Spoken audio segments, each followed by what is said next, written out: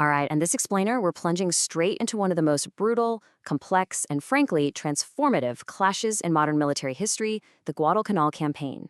We're not just going to recite a sequence of dates here. No, we are diving into a living, breathing, multi-domain pressure cooker that permanently altered the entire trajectory of the Pacific War. We're going to reconstruct this history with extraordinary depth, looking at the intense land, sea, and air operations, and uncover exactly how geography, technology, and sheer human desperation collided to shape events, where, trust me, the outcome was absolutely never guaranteed. To really grasp the sheer, terrifying stakes of this campaign, we have to look at how it was perceived by the people who barely survived it. For Major General Kiyotake Kawaguchi of the Imperial Japanese Army, Guadalcanal stopped being just a geographic location. It became a graveyard. It became a living nightmare. We need to immerse ourselves right into the intense uncertainty of August 1942.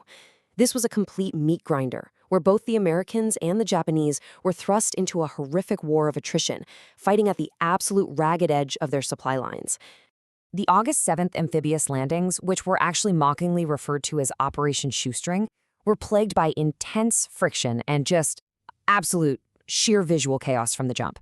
The Marines had way too few men assigned to handle cargo, and you had these completely untrained coxswains driving landing craft onto the totally wrong beaches. I mean, they were literally dumping food rations onto fuel beaches, frantically mixing up vital medical supplies with live ammunition in the sand, and they were doing all of this while relying on crude, highly inaccurate maps. You see, this wasn't just a battle of men, it was a massive clash of entire systems. The U.S. strategy was heavily hampered by green, untested troops carrying legacy bolt-action rifles, backed up by, as we just saw, completely chaotic logistics. The Japanese, on the other hand, well, they brought highly experienced, battle-hardened forces to the fight. But their strategy suffered from a deeply disjointed focus.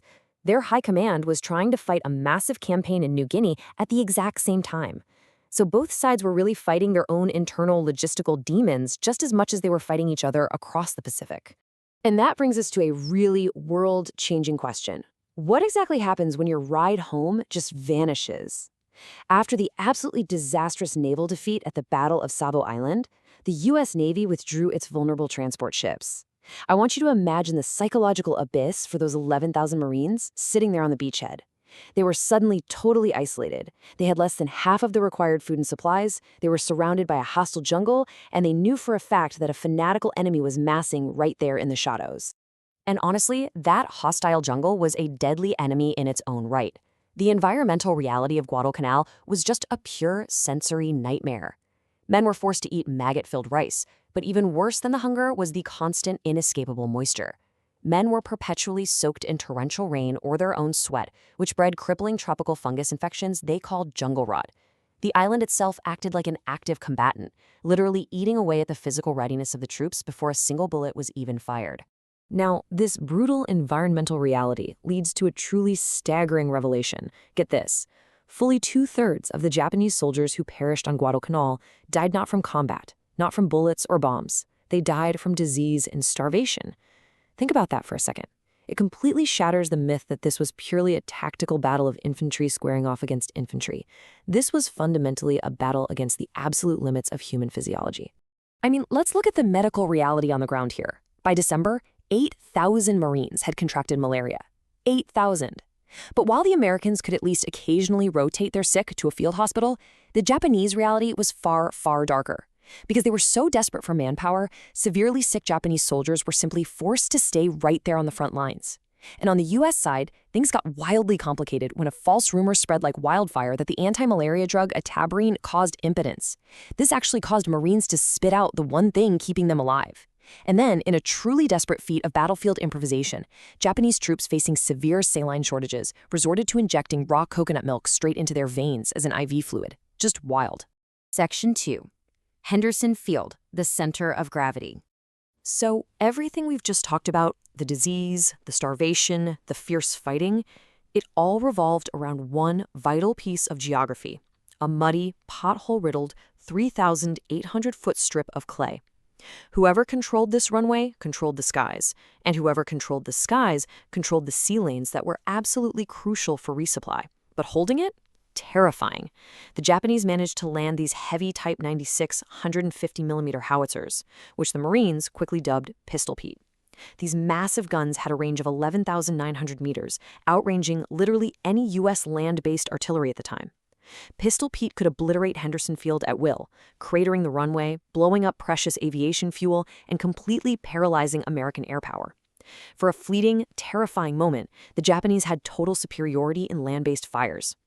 But the Americans had to adapt, and fast. Flying these rugged but definitely less maneuverable Wildcats against vastly superior Japanese Zeros, Major John L. Smith came up with a brilliant new doctrine for the ad hoc Cactus Air Force. His realization? You do not dogfight a Zero. Instead, you start your attack at least 5,000 feet above the enemy.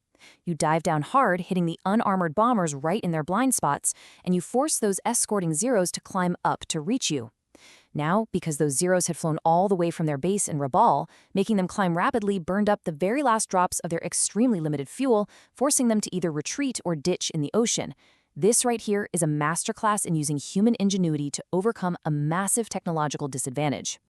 Now, while the Americans fought tooth and nail for the sky by day, a much darker, much more lethal reality governed the night. How exactly do you supply a starving army when the enemy completely rules the night sea?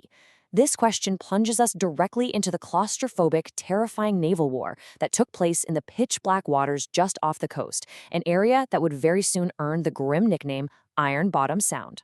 Those contested waters witnessed a staggering, almost incomprehensible volume of metal, fire, and blood exchanged. It started with the catastrophic American surprise at Savo Island in August, then Cape Esperance and the massive carrier clash at Santa Cruz in October. Then came the incredibly vicious naval Battle of Guadalcanal in mid-November, where point-blank battleship brawls literally lit up the night sky. And finally, the utter debacle at Tessa Verona at the end of November. It was just a relentless, grinding escalation of naval slaughter. Central to this terrifying Japanese naval dominance at night was one specific piece of devastating technological superiority, the Type 93 long-lance torpedo. Because it was fueled by pure oxygen rather than compressed air, it left almost zero wake, it hit incredibly hard, and it had a massive, unprecedented range. But what's truly tragic here is the human element, the hubris. Pre-war American intelligence had actually warned about this exact weapon, but the U.S. Navy stubbornly refused to believe the Japanese were capable of such advanced engineering, and they paid for that ignorance with the shattered sinking hulls of multiple heavy cruisers. However, the technological pendulum always swings both ways, right? On the night of November 14th going into the 15th, an apocalyptic, point-blank battleship duel broke out. On one side, you had the USS Washington, equipped with a revolutionary SG radar. On the other side, the Japanese battleship Kirishima, relying entirely on visual optics in the middle of a chaotic, smoke-filled, pitch-black night. The Washington, utilizing its massive radar advantage, was able to single-handedly pummel the Kirishima with up to 20 16-inch shells in just a matter of minutes, sending her straight to the bottom. This specific victory represented a permanent paradigm shift in how wars are fought. As Captain Glenn Davis of the USS Washington profoundly observed, radar has forced the captain to base a greater part of his actions on what he is told rather than what he can see. Naval warfare had permanently revolutionized in that very moment. The old era of the visual gun duel was dead. The era of the electronic, multi-domain sensor battlefield was born right there in the dark. Section 3. Operation Key and the Strategic Aftermath. By January 1943, the Japanese High Command recognized that the campaign was totally lost. So, in an absolute masterclass of military deception, they executed this localized Dunkirk, silently withdrawing 10,000 starving troops right under the noses of an advancing American force of 50,000 men. The Americans literally thought they were preparing for a massive enemy offensive, only to push forward into completely empty jungle. And as the smoke finally cleared, the horrific environmental reality was tallied up. 66% of disabled Marines were taken out by tropical disease, compared to just 34% by actual combat wounds. We must always remember that on Guadalcanal, the island itself was the deadliest combatant, exacting a massive toll on human bodies, entirely independent of the enemy's bullets. So, stepping back, why did this precise moment become the turning point of the war? Well, it ultimately came down to systems. U.S. industrial capacity could rapidly replace its horrific ship and aircraft losses. Japan's simply could not. Furthermore, the U.S. managed to achieve fully integrated joint command across land, sea, and air domains.